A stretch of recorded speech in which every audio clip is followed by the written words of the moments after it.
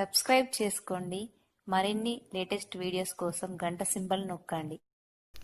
Hi friends, మేము ఈరోజు మురుకులు ఎలా చేసుకోవాలో చూద్దామండి. నేను పుట్నాల పప్పుతో చేస్తున్నాను. చూడండి, 2 కప్పుల పుట్నాలను తీసుకున్నానండి. నేను ఈ కప్పుతోటి 2 కప్పుల పుట్నాలను తీసుకోవాలి.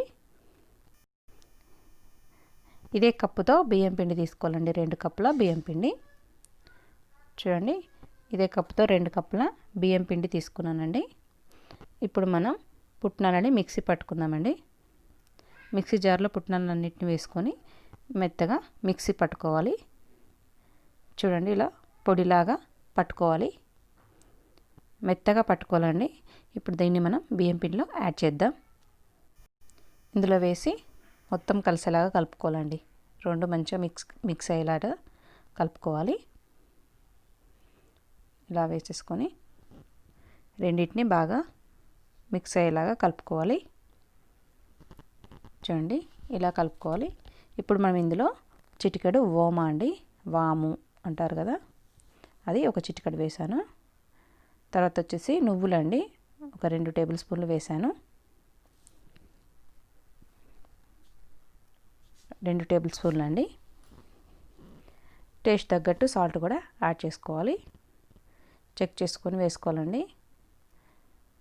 ఇలా సాల్ట్ కూడా యాడ్ చేసుకోవాలి. తర్వాత కారం అండి, ఎక్కువ తినేవాళ్ళు ఒక 2 టేబుల్ స్పూన్లు వేసుకోవచ్చు.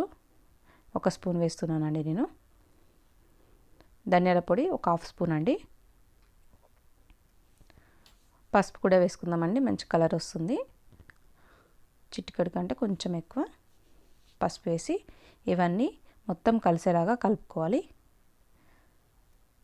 పిండికి మంచిగా అన్నీ కలుపుకోవాలండి. ఇలా మొత్తం అన్నీ మిక్స్ అయ్యేటట్టు ఇలా కలుపుకోవాలి. చూడండి, ఇలా కలుపుకున్న తర్వాత ఇప్పుడు కొన్ని వాటర్ యాడ్ చేసుకుంటూ మన చపాతీ పిండిలాగా కలుపుకొని పెట్టుకోవాలండి. మరీ గట్టిగా ఉండద్దు, మరీ మెత్తగా ఉండద్దండి. చూడండి, ఇలా కలిపి పక్కన పెట్టేసుకుందామండి.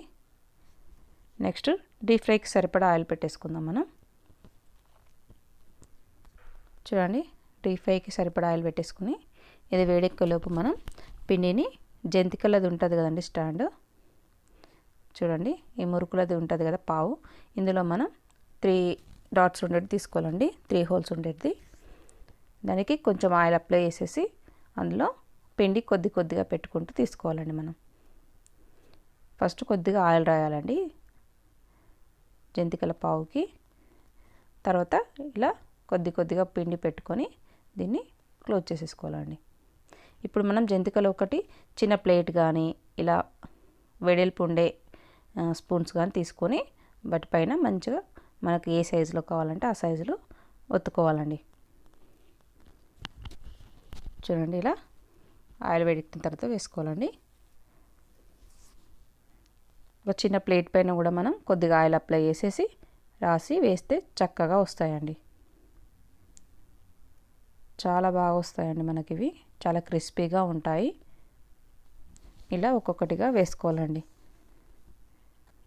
ఆయిల్ అప్లై చేస్తే ఈజీగా వచ్చేస్తుందండి మనకు. ప్లేట్కైనా ఇలా పెద్ద స్పూన్ అయినా దేనికైనా ఆయిల్ అప్లై చేసిన తర్వాత వేస్తే ఈజీగా వచ్చేస్తుంది. వీటిని 2 వైపులా మంచి కలర్ వచ్చే వరకు ఫ్రై చేసుకోవాలండి. గుల్లలుగా ఉంటాయండి ఇవి, చాలా టేస్టీగా ఉంటాయండి. వీటిని మనం మంచి కలర్ వచ్చే వరకు ఫ్రై చేసుకోవాలండి. చూడండి, ఇవి మనకు వేగిపోయాయండి, మంచిగా ఫ్రై అయ్యాయి. ఇప్పుడు వీటిని ఒక ప్లేట్లోకి సర్వ్ చేసుకుందాం. చూడండి ఎంత చక్కగా వచ్చాయో, చాలా గుల్లలుగా క్రిస్పీగా ఉంటాయండి. మీకు నచ్చినట్లయితే తప్పకుండా ట్రై చేయండి. లైక్ చేయండి, షేర్ చేయండి, సబ్స్క్రైబ్ చేయడం మాత్రం మర్చిపోకండి.